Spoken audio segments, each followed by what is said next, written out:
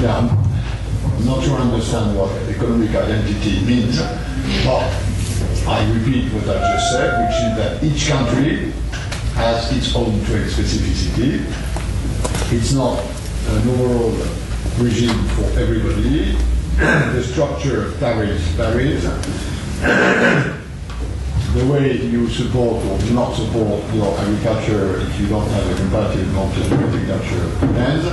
So, of course, by definition, given that the WTO is driven by its members intend to preserve a sort of economic identity which is based on their trade comparative advantage.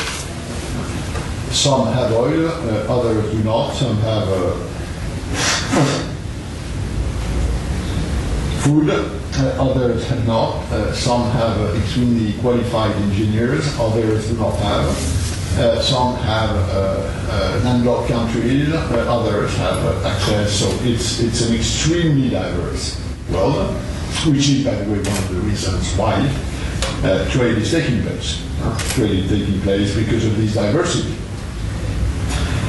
And it's not a question of reducing this diversity, it's a question of making this diversity cohabitate together in a smoother way so that, again, they can reap the benefits of reaching to goods and services on a larger market, which, of course, as we all know, is one of the reasons why they are cheaper.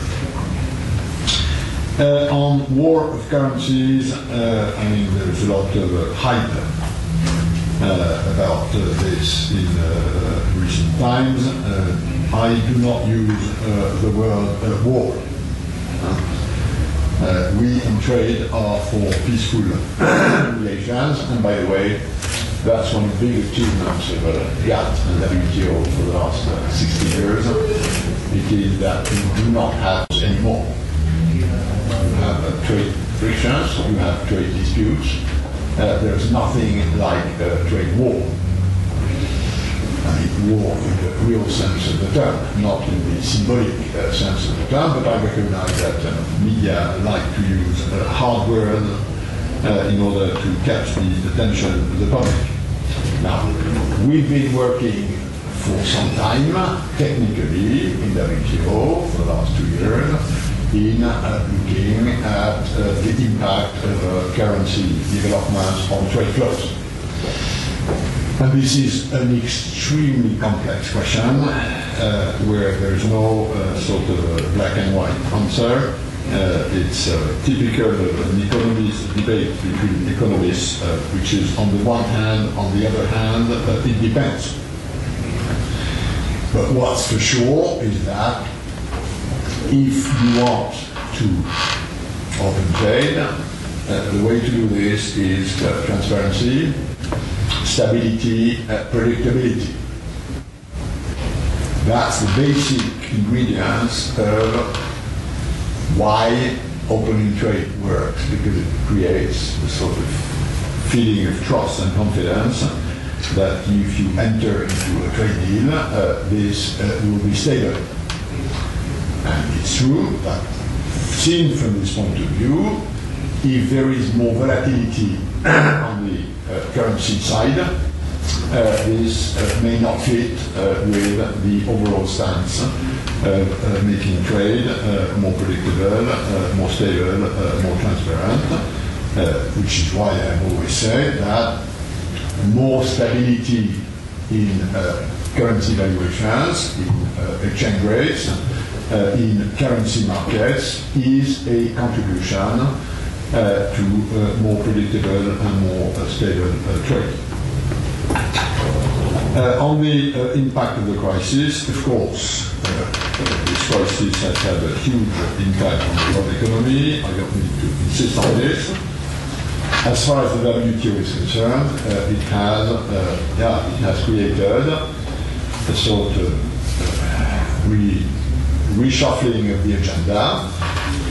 We've had to focus a lot more than in the past since 2008 on surveillance, monitoring of trade policy developments in order to avoid and contain protectionist pressures. It's inevitable that such an economic and social shock, which results in huge unemployment worldwide, as compared to historic standards. We have roughly 210 million unemployed people on this planet today, which is a very high peak as the historical standards. This generates protectionist pressures, not that it makes sense. We all know that in today's world, protectionism does not protect anymore, not least because if the average import content of your exports is 40%, shooting on your imports is the most obvious way of deteriorating the competitiveness of your exports.